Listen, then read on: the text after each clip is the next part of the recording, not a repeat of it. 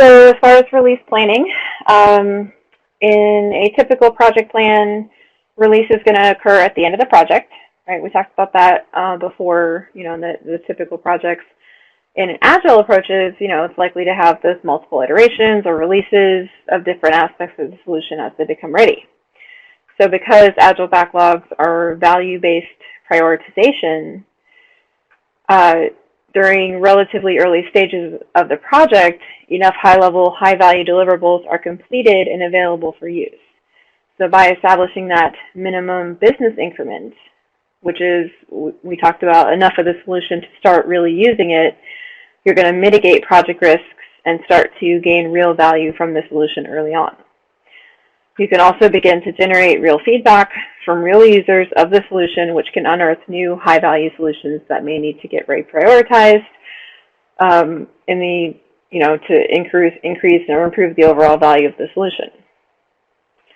So release planning typically begins once the initial attempt at the product backlog has been completed. And based on the initial prioritized list, the product owner is encouraged to identify where minimum business increment can be achieved and an actual release of the solution can be planned. So then after MBI has been achieved and the initial release is executed, the product owner can identify additional releases and when they can occur.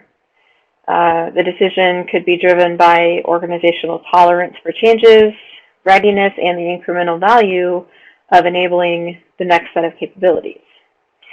You can plan releases based on accomplishing a certain set of features or planned at a regular interval. So for example, a release could be planned after every 2 sprints. Release planning should be driven by the ability to enable that business value, but will also need to take into account the impacts it may have on the business environment. So release may result in the implementation of new processes, reallocation of roles and responsibilities, or even changes in organizational workflows. So it's important to have proper training and knowledge transfer, and you want to make sure that that's planned and executed in order to really ensure that, customers and users are ready for the release.